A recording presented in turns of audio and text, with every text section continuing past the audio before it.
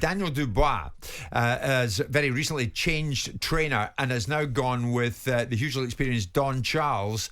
And of course, Dubois is coming up for a possible appointment with Alexander Usyk, because I think you reminded me moments ago, Spence, that purse bids go for that one, what, in the matter of days from now for Dubois Usyk? May the 25th, they go to purse bids for that fight. So, yep, we could possibly see it here. I mean, I don't know what the situation is with George.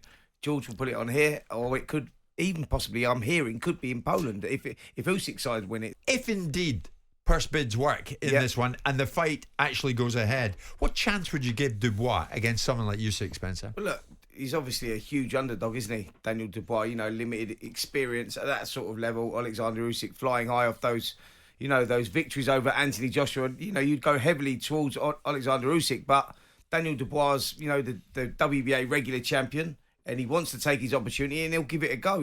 He's big, he's physically very strong, and he's confident. He believes he's going to win. So, you got to give him a shot. Definitely. I mean, like I say, Usyk is the favourite, but Dubois will give it a go, definitely. Yeah, I mean, purse bids, and you're spot on, Spence, purse bids for the fight set to be held on May the 25th. If it does happen, Simon, there's no reason to doubt that it won't. It's a hell of an opportunity for Dubois. Oh, well, of course it is. He's 25 years of age. I mean, there was a time, it wasn't so long ago, that people were writing about Daniel in such a way that he was the heir to the throne. I think Jeff Powell wrote an article back in 2020 that suggested forget Tyson Fury, forget Anthony Joshua. This is the next guy that's coming. And now, slightly unfairly, what he suffered from is a stigma of the Joyce fight, where people initially, including big names like David Haye, thought that he'd swallowed it, and by taking the knee and setting himself down because he'd got this damaged, broken orbital, wasn't it? Yeah. And so he did the right thing. He's come back. There's a couple of fights in there that have been okay. The Kevin Lorena fight brought some other questions out again, didn't it, Raised Spence? some eyebrows massively, yeah. About, whether he has the ability to bite down in his gum shield at certain times. He seemed to have to be pushed back out to get on with it. But he will talk about an injury that happened.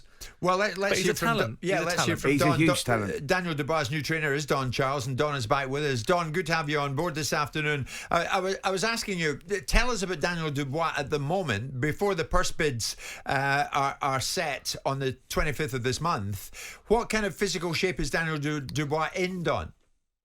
Yeah, from my observation, he's been actually with myself for the past 3 weeks. We were on a trial basis to make sure that he understands my type of and likes my type of coaching, and for me to also have a closer look at him to make sure that is the type of fighter that I believe I can work with. So whilst that was going on, then they made their mind up. They wanted to stay with myself. In terms of what condition he's in physically, he's in immaculate condition. As you know, he sustained a knee injury during his last fight, and he's irrespective of that injury, it was a very successful operation, and it's healing very faster than normal people would normally heal, because he's a young, fit man. So the reports from the physios are that he's making a remarkable recovery and fast. But Don, this is all about opportunity, isn't it? And this is a huge opportunity for Daniel Dubois. A lot of people have, wrote him off in this fight, if I'm totally honest, said that it's too much for him. This is all about levels, etc., etc. But Dubois is extremely confident in his own ability. He thinks he can win this fight, as do you as well. Well, it's like deja vu. I personally, as a coach, have been here before. I'm not going to bore you, but I'm an old school guy and I have a very good memory. Derek Chisora, whom I'm known for, if you remember, we were thrown in at the deep end. Derek Chisora was going to fight Vladimir Klitschko after only 16 professional fights. Mm-hmm. And again, it was an opportunity that we looked at it, weighed it up, and we decided to go with it. And it got ridiculed by the general industry, public. And we were given absolutely no chance. And we went prepared and went to have that fight. And Emmanuel Stewart, the late, great Emmanuel Stewart, he aborted mission after he saw us in a public workout 3 days prior to the fight. So that fight didn't happen 3 days prior to the fight taking place. So again, we took the opportunity to do that. The reason I'm giving you that example, I've always been, as a coach, been thrusted into the deep end, and then we fought Vitaly Klitschko 2 years after they aborted the first mission of us fighting the Klitschkos. Again, we were ridiculed, and Derek, I believe, did really well against Vitaly Klitschko. So these opportunities, you have to weigh them up. Ideally, it's not ideal to go change a coach before such a major fight, especially somebody as masterful, majestic operator like Usyk. Yes, it's a daunting task. Yes, it is for both the fighter and myself as a coach. But there is an opportunity there. We're assessing, can we do this? If the answer is yes, and the answer is not just by myself, the management team, the promotional team, the fighter's father, who's very, very involved, and it's a collective decision. And then, Don, without wanting to be too pointed, what about Daniel Dubois against Joyce, and the manner that he sort of ran out of ideas towards a certain part in the fight and ultimately got the outcome that he got? The Daniel Dubois that got dropped twice in the first couple of rounds by Kevin Lorena in the first round. What about that fighter now going in against Usyk? What is it that you think that Daniel can do to Usyk that he struggled to do against Joyce, and struggled for moments? Obviously, he got the fellow out in the third round, but still struggled with him for a little bit. What is it about that you add value in to get into an outcome that thinks that you can beat Usyk? Well, there are certain fundamentals in boxing, stylistically, that has to be in place, first and foremost, to be able... let me go to the first fighter you mentioned, Joyce. Yeah. Daniel was ahead on the cards. Yeah, I know the result is the result. That can't be reversed.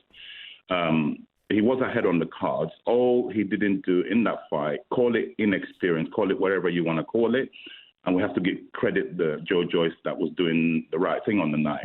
All Daniel had to do was take his head off center. What beat Daniel in that fight was just a jab. Okay, so all he had to do was develop lateral movement and head movement. Yeah, and I'm very good at teaching that. Okay, right. Don, would it be fair to say, like, you trained Derek Chisora? We saw Derek Chisora box Alexander Usyk, and for the first 6 or 7 rounds there, Derek Chisora showed the blueprint on how to beat Alexander, and that's by bullying him, taking him out of his rhythm, putting it on him, putting the pressure on him. Do you take anything from that? I mean, obviously, you know Derek so well. Would you take anything from that, and is that the sort of thing you'd be trying to implement into Daniel? Most definitely. I mean, the template is there. Without Derek Chisora, my first point before I go into my second sentence, Derek Chisora, I'm forever grateful because he gave me the entrance to boxing, coaching. He brought me into the game. I was a nobody, from totally an outsider, and we kind of gate crashed the industry, myself and Chisora. Right. Stylistically, Daniel Dubois is a more refined, educated boxing version. So the style Derek does was all wrong for Usyk. Okay, like you said, Derek was very effective against Usyk, especially in the first 4 rounds. Okay, then Usyk sussed it out, realized he couldn't stand with that. He had to move. But in the first 4 rounds, I thought the fight's going to be over. I believe if I was in that corner, okay, so I formulated the style that Derek Chisora does. Okay, I formulated that style. So that style is very effective against someone like Usyk, yeah? Okay, so I'm not going to really expand anymore because it wouldn't be right for me. Yeah. If this fight was to if it goes ahead, you don't want to give too much away. Absolutely, I can't really. Understood, Don. Understood. So hopefully we'll speak before it and we'll speak after it, and we'll see exactly what kind of fight it emerged to be. But good luck with Daniel Dubois. We think he's in the right hands with you, Don, and we wish you well. Don Charles, thanks so much for joining us this lunchtime. Jim White and Simon Jordan. Monday to Friday mornings from 10 on AM, on DAB, via the talkSPORT app and on your smart speaker. talkSPORT.